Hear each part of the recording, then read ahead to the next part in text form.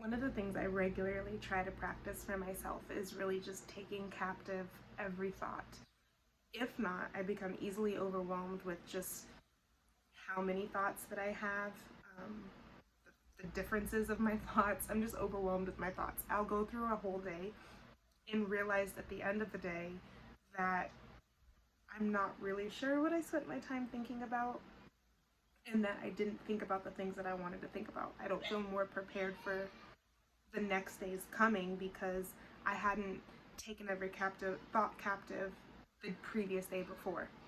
Um, One of the things that I've learned is that I'm not just a victim to all my thoughts. They're not just thoughts happening to me, but that God has given me self control.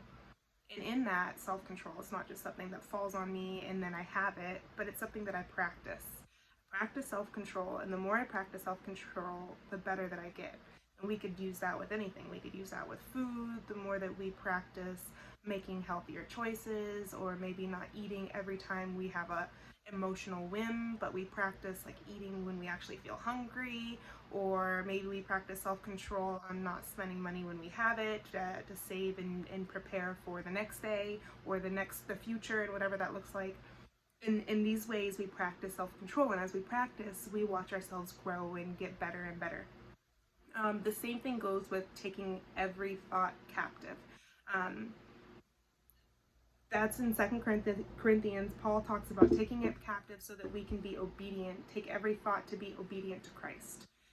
What does he mean by saying that? So there's a turning away from our evil thoughts. So we have like good thoughts, and we have or good thoughts and bad thoughts. And it tells us, like the Bible tells us in Philippians 4, I believe, to meditate on things that are true and pure and of good repute and are honorable, and all these things, righteous, what's right. Meditate, so think about these things. Everything else, we take them captive and we destroy them. Meaning, if you have a lot of thoughts that are keeping you from loving people, if you have a lot of thoughts that continue to feed into bitterness, anger, resentment, pettiness, um, just vengeance, if you have a lot of thoughts that lead you down that path, maybe you're driving and you run in a quick errand and you just think of someone, and then you have all these thoughts and maybe you find your eyebrows doing this, then stop. I don't mean stop the car. I mean stop your thoughts. Like, there's a way that we can turn away from that, and we have to practice it. We have to practice not finishing those evil thoughts, but practice thinking about things, or not just evil thoughts, or not just hateful thoughts towards other people, but maybe thoughts of like worry or fear or anxiety, or that I don't know what could happen. Those are faithless thoughts. God calls us to trust in him, believe him. So let's spend our mind thinking about these things. Who is he? What has he said? What has he called us to? What does this mean for our lives? How can we start right now? How can we take today captive? How do we practice this? He breaks this down for us, and as we begin to have more peace of mind ourselves, and we're able to think more clearly on the things that we're trying to think on, more clearly on how we can make a difference for those around us, or more clearly on how we can have a impact other people's today, and not just today but future as well. We think about ways that we can love other people. We have more room in our head that when so and so comes into our head, we're not practice thinking bad about so and so. So and so, I don't know who so and so is, but we're practice building them up in our minds. We're practice having hope in them. We're practice loving them. That way, when you see that person that you've been thinking about, you don't have this face on. You're not going to give them like the shrug. You're going to see them and you're probably going to have this face on, because you're going to see them and think, I've been thinking about them.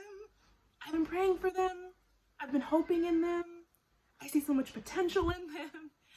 Like I've been practice thinking on honorable things and righteousness, that when I see people, then the first thing that comes out is love towards that person, is hope towards that person, instead of the first thing coming out being skeptical or bitter or jaded or rigid or hateful. So this all stems from just taking every captive thought. Maybe that seems overwhelming right now.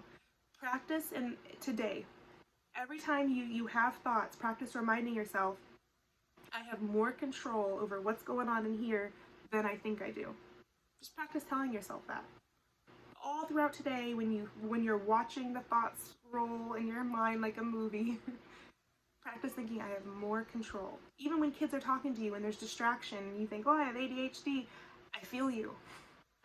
Practice thinking, I have more control than I even realize. And watch yourself grow as you raise the bar for yourself. Christ has already raised the bar for us. Now it's believing that that bar is raised, that we can now accomplish greatness through him. So I just want to encourage you, if you're wondering where to start today, start in here, just taking your thoughts captive and being more honorable and accountable for what's going on in your mind.